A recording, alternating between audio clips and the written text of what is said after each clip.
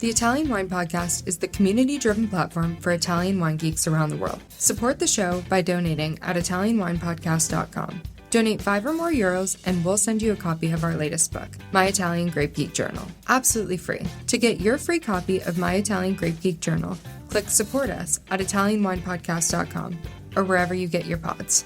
Grazie mille.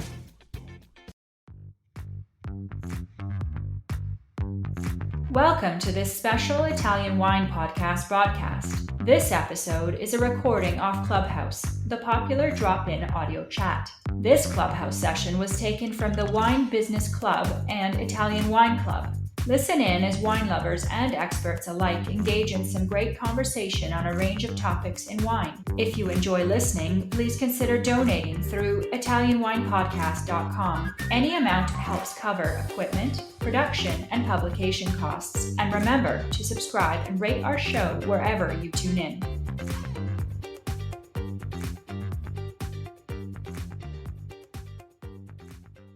Hello everyone, my name is Laika and welcome to Clubhouse Ambassadors Corner. So for today, Stevie is not in the office today, so I am here on her behalf. It is so much fun because this is Clubhouse Ambassadors Corner and it's our favorite podcast show on Italian Wine Podcast. So for today, we are having another Clubhouse with Anna Obukhovskaya.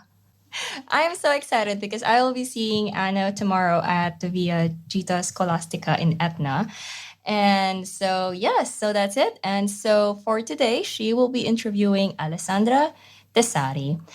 Okay, so this is our 118th episode now on Clubhouse Ambassadors Corner, and it's been really a labor of love because we've got our Italian wine ambassadors interviewing their favorite Italian wine producers, introducing them to us, and for sure also sharing it to the Italian wine community at large. So before I begin, I will just be introducing Anna Obukhovskaya.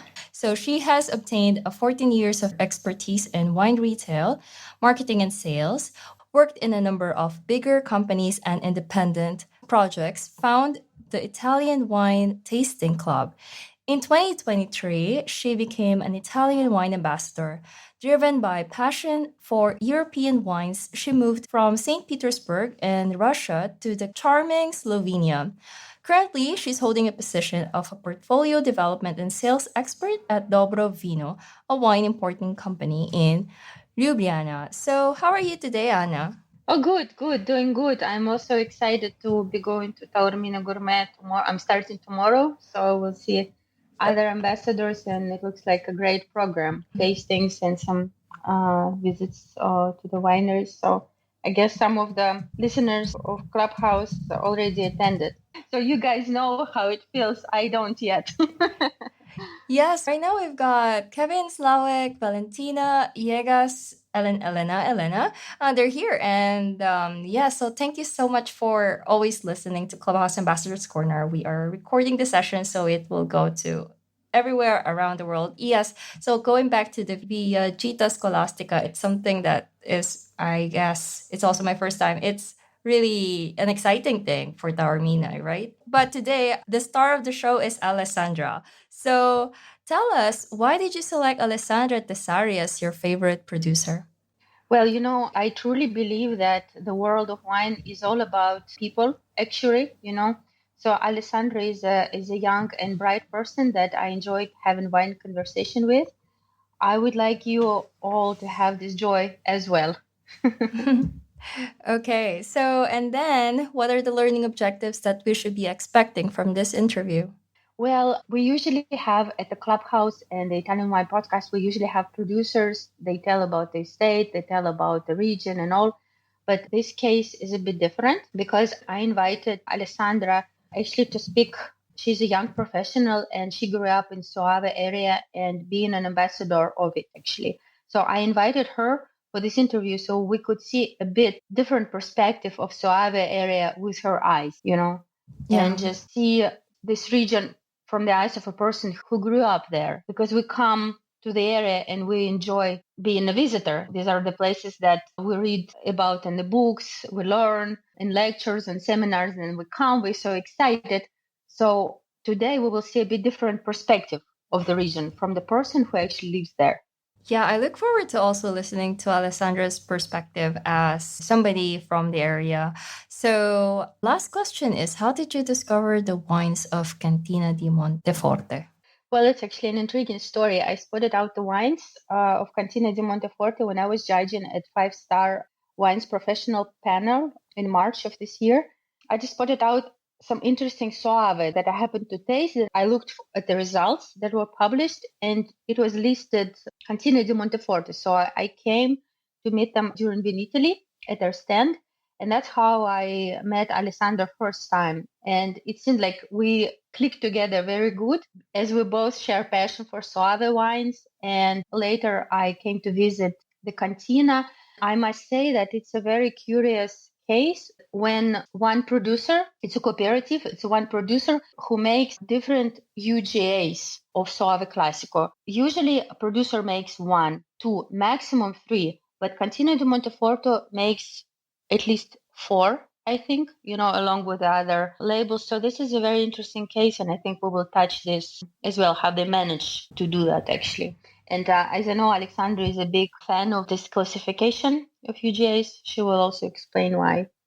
Okay. So let's invite Alessandra, huh? Yeah, okay. So I am going to mute myself. And if you have any questions from the audience, you can just write it here on the room chat on Clubhouse. So yeah, best of luck. Thank you, Laika. Ciao, Alessandra. Let me do a quick introduction. Alessandra grew up in the north of Italy in Soave Classico Hills. She's the daughter of wine growers. Since the beginning of her life, she wanted to go abroad and discover other cultures. She graduated in Japanese at Ca' Foscari, Sommelier AIS, and studying for WCT3, moved abroad to Japan and UK for almost 1 year. And currently she works in Cantina di Monteforte as a co-op in Soave Classico area, explaining to foreigners the potential of Garganiga and the beautiful wine world. So her motto is see your home through a foreign's eyes. So that's it. Ciao, Alessandra. How are you today? Ciao, Anna. Thank you for inviting me. Thank you all. I'm fine. I'm really envious of you and that tomorrow you go to Sicily. I think that you will learn a lot about wine there. It's going to be also an international program. So really looking forward, not only Italian wines, sometimes it's good to see a bit outside of the box. Although I'm very passionate about Italian wine specifically. So, Alessandra, I got a first question for you. It's actually about your childhood memory. Can you recall what was your first lifetime memory related to wine? How old were you approximately? Well, thank you for this question because my first lifetime memory was around at age 5 years old. Well, I was born during harvest in a family where everyone produced wine. So like my grandfather started not produce wine for themselves, but selling wine for a cooperative. It was harvest time, the lifetime. It was harvest time, and all my family, also my dad, brother, mom, and grannies, we were in the fields to picking up the bunches grapes. And during harvest, I can't stay at home alone. And so in the afternoons, they bring me with them in the fields. And to make me feel comfortable, my grandmother paid me whenever I fill the whole basket with grapes. Well, at that time, it was like 1992, 93. It was like 2,000 of lire, like a few money. But if I thought about that memory in insight, I like to remember that memory because they usually told me the story of the parcel of the field, the single vineyard, the UGA, that I'm still explained to the customer and to people that visit the Soave Classico area, how pruning is better in a specific field, the potential of Garganega, that the grapes that we produce Soave. And actually it became very useful also for my job, remember that kind of memory. So I think my childhood at 5 years old until 10, 11. So when I did harvest with my parents. Yeah. Well, that's very interesting, and considering that you been on the vineyards that early in your childhood, and you learned a lot already from your family members, why did you decide to take a sommelier course? Why was it important for you? Since the beginning, I wanted to go abroad. I was born in a village, a small village in Soave Classic area called Brognoligo. Since the beginning, I wanted to go abroad, but became a sommelier. It was a turning point for me because I studied in Japan through university. And when I was there, I always thought about my future. Well, a language could open your mind, but unfortunately, it is a skill. So I wanted to apply what I learned in a specific field. And when I was in Tokyo, all my Japanese friends, I lived in a Japanese family, were so enthusiastic about my roots, harvest, how wine is produced. Because actually, 12 years ago, producing wine in Japan were not so popular. And so I went back to Italy to finish my master at Ca' Foscari University in Venice. I studied to become a sommelier. So I decided to carry on my study, finish my study in Japanese language and culture, but approach with wine culture. Well, I understand that sommelier education is a turning point for many of us, actually, listening to this story. Once you're an enthusiast, but it's a game-changing thing when you actually learn more about traditions, about grape varieties, about techniques, and all the scientist part behind the winemaking. And so can you please share what are your current duties in the estate now? I know you're a multitask person. Yes, actually, you know me better. Yeah, I work in a cooperative in Soave Classico area, but it's a cooperative, but it seems like a family mostly. I'm in charge of sales and marketing together with my colleague Luca. We follow the customer from the fair and after to preparing the bottle with label, tailoring, and then with the documents to export. But actually, I really like wine world. And so I really like speaking about wine. So when there is a chance, I bring the clients in Soave Classico Hills with my 500 or the car to explain the power of our land that many times is underrated because it's really difficult to explain a land, in this case, my home, even if you never seen it, because actually Soave you can find at the supermarket, but actually all the wines that you see, just only the bottles, you don't know the story behind the label. So my aim, my goal is explain what is inside a bottle and explain with passion my work and my job. Yeah, I guess one day you will become famous with your little Fiat car. It's absolutely beautiful. It's sky blue color. It's almost 50 years old. True vintage. It has a window on the ceiling and on the top of the car. So I was lucky to ride it with you. Yeah, but when you show the hills of Soave to foreigners, do you actually see it differently yourself? In what way? Well, probably thanks to my study and all the experience that I made, I can see my land through a foreign eyes. When you got used to see amazing landscape, you don't recognize it since when someone from outside say, hey, this place is amazing. For example, it happens when my marketing professor at Ca' Foscari University, she is Junko Kimura, she's a professor from Osei University, visit my home. She was in Italy for research. And the goal of her study was the IGP project. She was doing research how to apply also in Japan. And she was so interesting how we cultivate grapes, how cooperatives work, how we produce oil, because actually in our land, mostly we produce wine, but also cherries and oil.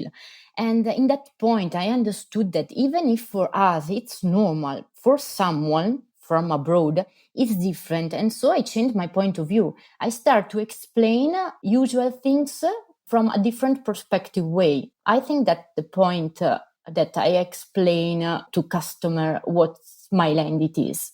Do you think that there are some things that locals from Soave area don't realize about the area as much? What are those things? Something that is obvious for you, but people don't really realize how special that is for them. It's a really difficult question, but probably could be recognized but the beauty in every act they do. For example, treat the fields in a sustainable way. For example, don't put rubbish in the fields, or because beauty is really important also for the mind and also for the spirits inside. And traveling, it helps a lot. See other countries, in which way they work, not only grapes, but also other kind of cultivation.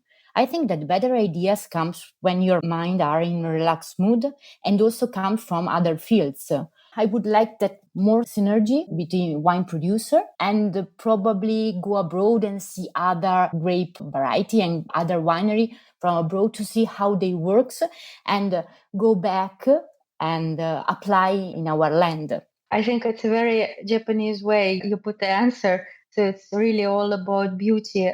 For me, Soave Hills is one of the most beautiful places in the world, just because it's so even. It's a beauty created by nature together with a human, all these terraces, all these vineyards, and actually people of Soave Classico keep these hills in a proper condition, because with a lot of rain, there might be soil going down. So they maintain terraces and really keep the beauty of this place, this even, as it should be, I guess. Do you think that most of people take this beauty for granted? Maybe, they maybe think that all other places outside are as beautiful, or people get to live in as beautiful places everywhere else. Is it that also, or it's a wrong perspective that I'm drawing? No, I think that it's a good point that you say, and actually treat your land with beauty and see like with beauty. It will be helpful also for the people that work and live there, and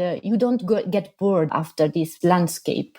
I always recommend to travel, go abroad and see other perspective way, and after go back and see how beautiful land we live. Because actually, after I will say, but our land in the past was covered by the ocean, tropical ocean. Well, we are surrounded by former volcanoes.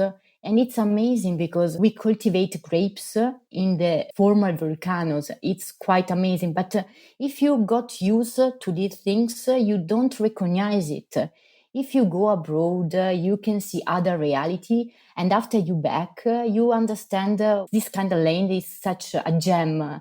And we have to preserve, maintaining firstly. I totally agree. It's very important to go abroad and see and compare and cherish the place where you grew up. As a person who lives now not at the place where I grew up, I can say that after all my travels, I get to see the place where I was born and get to see my parents and family. I cherish the place way more. I understand the specialty of this place way better than I used to when I grew up, when I was 10, 15, or even 18, of the age. So these are very valuable things that you're saying. Alexandra, let's say if Soave region was a person, let's imagine that. How would you describe it? What age, male or female? What kind of character? Do you have enough imagination to tell me? Well, Soave is benefited thanks to the name. That means pleasing, agreeable. So a good point for Soave. Well, my thought, Soave is a young, mostly young, no matter the gender, but generation, open to the new challenge without fear. Intelligent, full of enthusiasm, open and ready to get into the world. I always thought about Soave as a young perspective way, because actually Soave and Garganega, that the grapes that come from, is really versatile. You can do everything with Garganega, from dry white wines, sparkling, vintage wine. So I would like to put in the young generation and really full of enthusiasm and ready to enter in many markets. I hope and in the future will give this kind of opportunity also not only from Cantina di Monteforte, but all the producers all the wineries that produce Soave. Italian Wine Podcast, brought to you by Mama Jumbo Shrimp. Yeah, thank you very much. Well, it's quite surprising. I thought you would draw a bit different picture, but that's very interesting, actually. So this young energy, you think, huh? Really nice.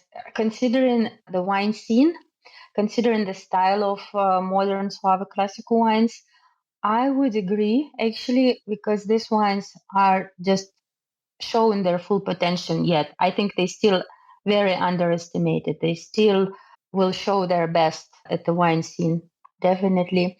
But you're a representative of a young generation. You told me actually that a lot of young people want to leave, want to go from home, want to go from Soave area to somewhere else, live somewhere abroad or some other place in Italy or some other place in Europe. So what do you think, what makes them want to do that? I mean, when I come to visit, it seems to me the most beautiful place. It's perfect, it's very quiet, it's peaceful, it's very harmonic.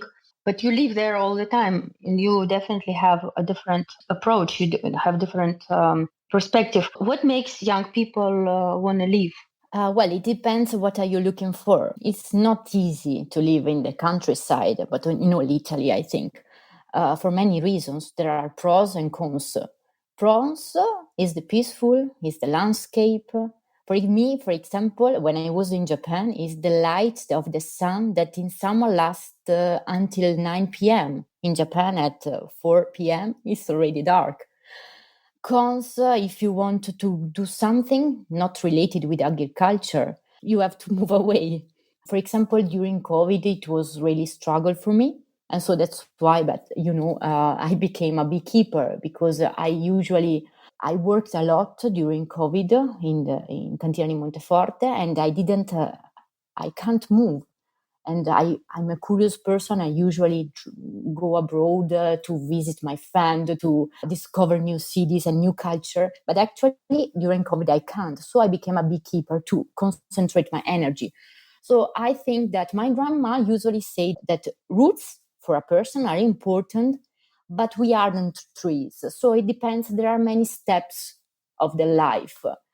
So you have to balance. I understand what's the most important for you and what you want to achieve in the future. I understand when younger people want to go abroad, because actually I wanted me in the past to go abroad. But you have to balance and understand what you want to do as a job and obtain as a personal culture skills. Just your personal opinion, if somebody decides to go or hesitating about whether to leave or whether to stay, whether they bring something good for the area they live in, or just go abroad and seek happiness somewhere else, seek for a spouse somewhere else, seek for a job somewhere else. What's your personal opinion? Shall young people go or shall they stay?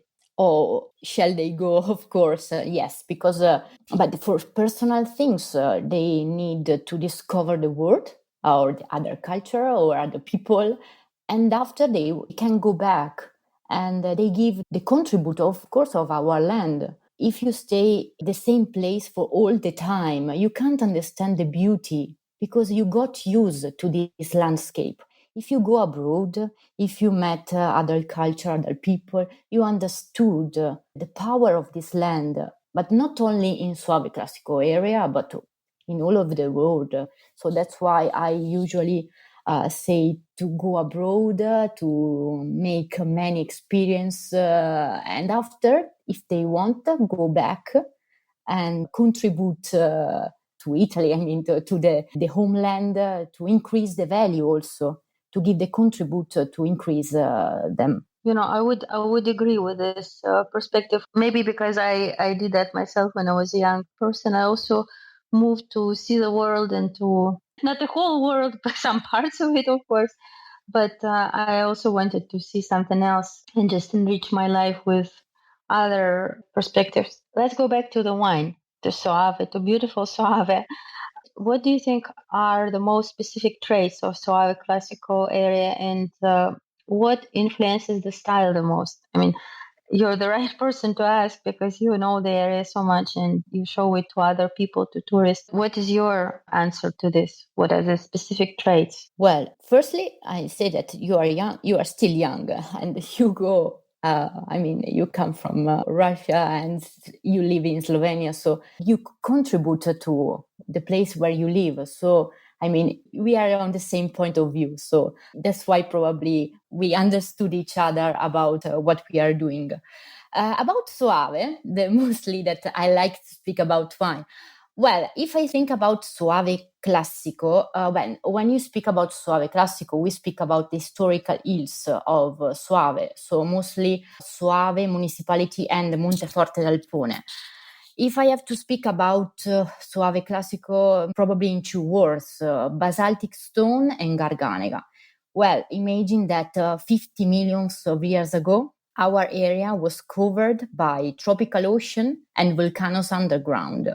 And over the years, that kind of volcanoes have been emerged, and man started to cultivate vines there. Thanks to the consortio from 2019, Soave has 33 UGA that you already told.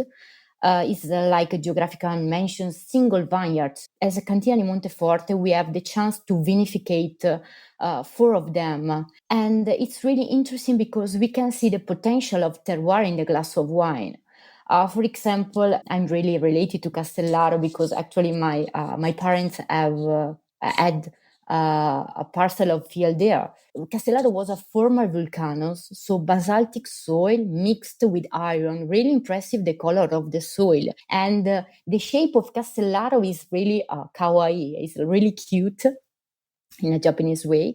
It's really cute because it's recognizable from like all the Alpone Valley, that the valley that we are by. Because it's recognizable because on the top of the volcanoes there is a hood, and you can go up there and see the beauty landscape with the vine grapes. It's really, really amazing. There we produce Soave Superiore Classico di UCG. It's a well-balanced wine with hints of apricot. For example, the particular things of our wineries that we vinified all the single vineyards in different way, but also in different period. For example, Castellaro, we finished harvest 2 days ago. It was the last time. On the feet of Castellaro, there is another UGA called Tremenalto, born from lava flows of the former volcanoes Castellaro. There are steep slopes around 40% facing to the north and northwest. So the grapes are really, really ripe in the middle of September. So the harvest starts from the middle of September. It's a Soave Classico with peach hint and really, really freshness. In this UGA, we carry on the project of World Biodiversity Friend to preserve biodiversity. It's a project that we start during COVID. Well, I became a beekeeper, and me and the agronomists think, okay, what we can contribute to the environment. So we found the association World Biodiversity Friend, and also thanks with our agronomist Andrea and our vine growers, we create an environment comfortable for all the pollinating insects. So we put the bee house there. We put some plants to increase like the bees, the bomb bees. And it's really interesting how we carry on this project, not only to produce wine, but also for the environment. And the third is Foscarino, that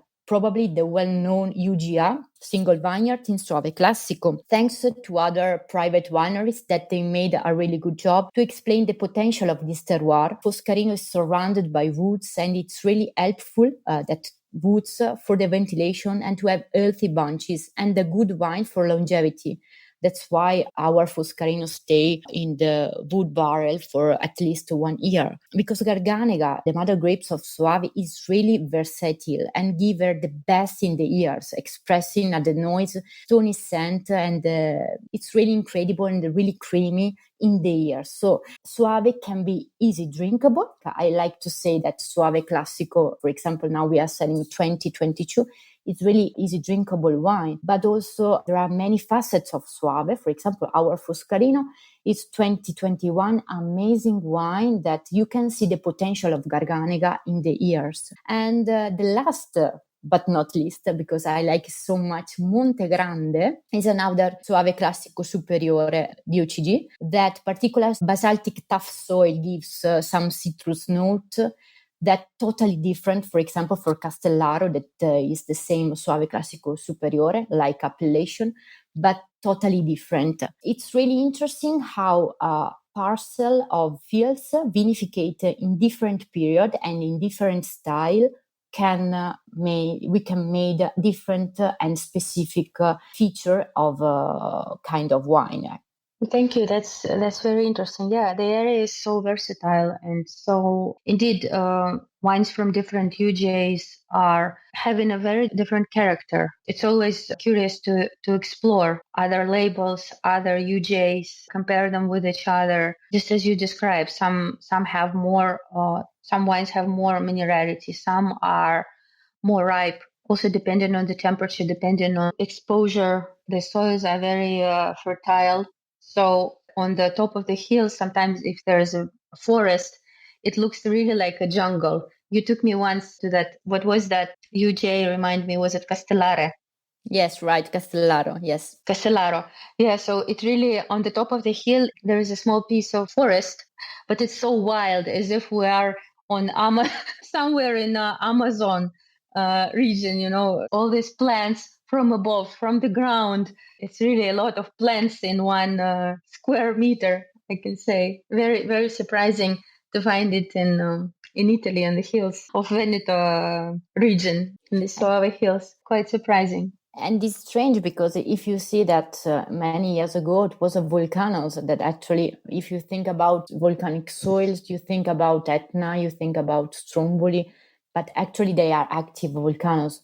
But we are lucky that here and in Colle Ugani, in the north of Italy, we are lucky because actually we have volcanic soil that gives really minerality, freshness on the wine, that they became really outstanding wine. Yeah, I agree. And how do you actually manage in cooperative to have all these different labels? I don't know any other example where a producer has so many UJs all together in one hand. How do you manage to have all these labels? I think that we tried, this is a project, the first project was Castellaro, with Castellaro Soave Classico Superiore that we went together. Well, actually, we have won 3 glasses of Gambero Rosso with the vintage 2015. It was the first project of our director. How can we handle? It's difficult because actually we have to explain to everyone the potential. You mean explaining it to the wine growers, yeah, who work in the area? Yes, but actually to the consumer, you asked me about the consumer, right? How can I explain them?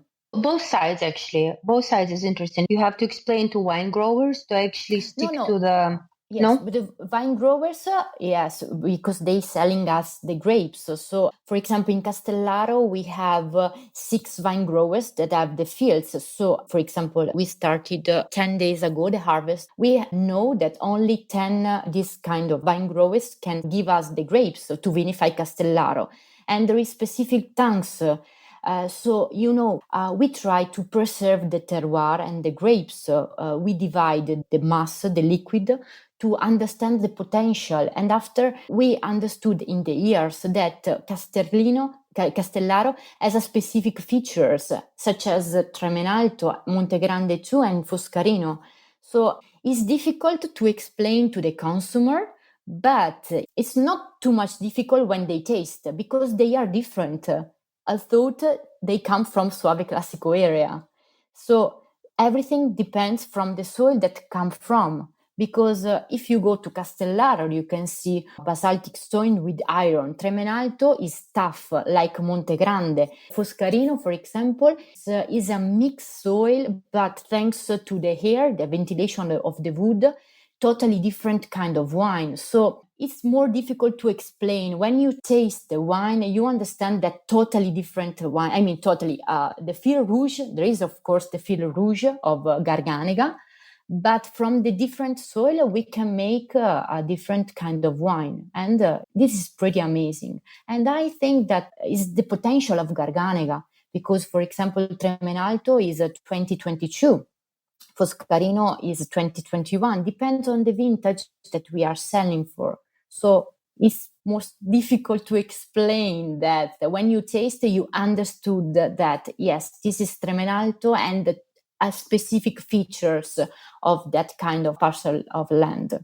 Yeah, I feel you. I feel you so much because I did a seminar on Soave classical wines on different UGAs, and it's impossible to explain people why these wines are different unless you actually show the map. You show all these different plots with these hills with different exposure, with different height, and just composition of the soil. Yeah, just these things that you're talking about, and it's impossible to explain without showing actually how land looks like, showing them hills at a video or at pictures, and really explaining the background of this whole idea of microzoning. You know, there are enough specialists that are quite skeptical about microzoning. You know, there's this debate going on in the wine world whether this microzoning is a good thing or it's just an additional or it makes everything more difficult to understand in the eyes of wine enthusiasts, in the eyes of wine consumers. So I'm definitely on the side for this idea of UJs because I see how much work was done, how much study was done to actually select these different plots to show the difference of all this area. And yeah, I agree that Consortio did a very good job on actually doing all these studies and explaining, and it's still a long way to go to communicate this idea of UJs, because when people drink wine from Burgundy, it's quite obvious for them that Chardonnay from all these different areas, it can be different, but they cannot expect that from Soave Classical because it's quite underestimated still. But considering all the different markets that you work with, who do you think are the most interested in this concept of UJs? Do you think that Japanese market is quite interesting? Is it maybe a first hand? Maybe it's one of the biggest consumers for Soave Classical. Or what is your picture on that? Well, this is my cup of tea. I mean, because actually, this is my master thesis at the university. So I studied a lot about Soave, but mostly Soave Classico, how Soave Classico enter in Japanese market. And yes, Soave made a good job with Japanese market, but I would like to say that it's only the beginning. I thought it started at 1970 because Japanese market need to build customer loyalty. That's why it increased step by step and slowly. But for us, for example, it gave us many satisfaction. For example, in 1970, Soave was a well-known white wine in Japanese market. For example, the white wine Italian was Soave and the red wine was Chianti. Why it happens? Because they have been the first Italian wine to enter in the market. After years, other Italian wine, of course, entered, have the possibility to enter in Japanese market.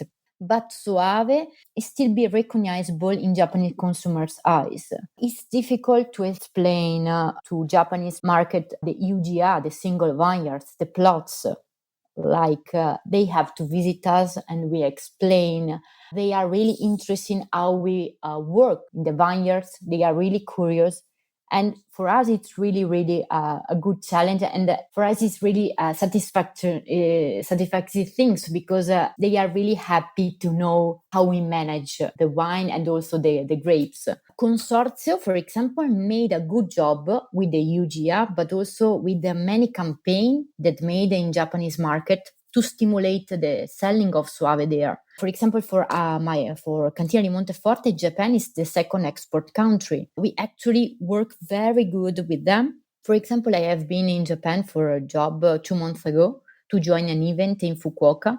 And I was impressed how many Japanese people was drinking Soave. And as a curious person that I am, I tried to speak with all the participants at the event. And many of them are at the event, so join the event because Soave is a good wine, is a drinkable. freshness, but actually easy to match with the meal they cook at home. I was so impressive how the owner of a restaurant work. They made, for example, some gadgets, some t-shirt, fun with printed Soave to create a kind of community with the owner and the customer. And this happened because they had the possibility to visit Soave and see through their eyes the landscape and meet us, the producer. So it sounds like they became a kind of a Soave ambassador in Japan. So that's why Soave is really popular. In the Italian wine, Soave is at a higher place just for this reason, because, for example, Consortium made a good campaign like Soave by the Glass, Suavissimo from the restaurant owner, to increase the value of Soave. Well, actually, UGI exists. It's difficult to explain. It takes time. And the clients, the customer need to visit us to understand the potential of our land. It's, if I speak just like our Tremenalto, our Castellaro, is like this because the soil, the exposure, it's quite difficult to understand. But if you come to our land to see actually what is it, this kind of UGR, what are the single vineyards, you understand that after you taste the wine, you understand the potential of Garganega in this kind of soil. Yes, I would add that both things are very important to actually to see the place, or at least to see the 3D map. And second is to actually taste a different label of these different areas, because then you see the whole difference, the whole idea behind it. Definitely. Alessandra, we have a question from our followers. And the one is from Kevin. He's saying, it's no doubt that these wines are world class. Are you witnessing outside investment in the region? Is there any outside investment in the region, Alessandra? Do you know anything about it? Well, investment, you mean that other wineries from outside come in our land? Like, you mean this? Yeah, investors from outside Yes. of Soave investing in the area to produce wines. Actually, I think that many wineries think that Soave has a potential, and there are many wineries that produce, for example, the red wines such as Valpolicella, but also Soave, because actually is a easy drinkable wine. For me, for example, Soave, the vintage 2022 is like summer wine, easy drinkable, freshness. It means like a good memories for summer time. There are many investment, of course, and it has a potential, our land.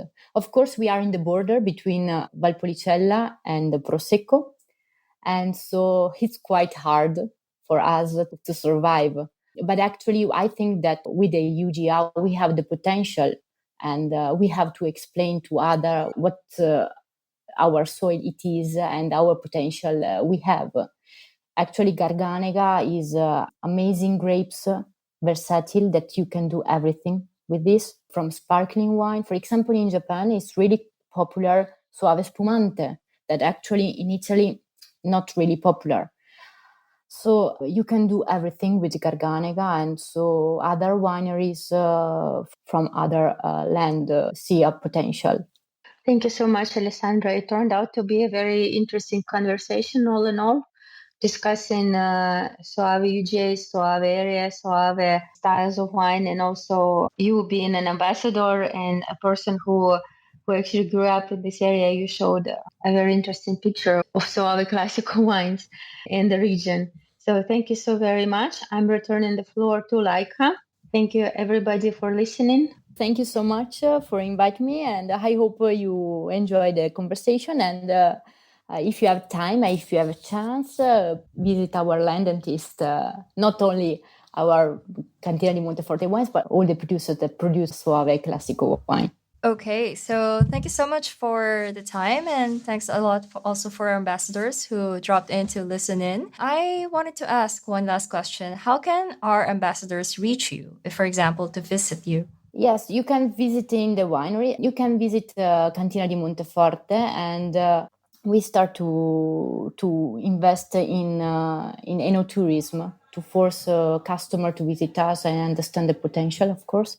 And so we do like wine tasting. We can go in the hills by car, and also we do kind of harvest with the vine growers from other customer that want to visit our land. For example, 3 weeks ago, come our customer and try to do harvest with us. It was really, really interesting.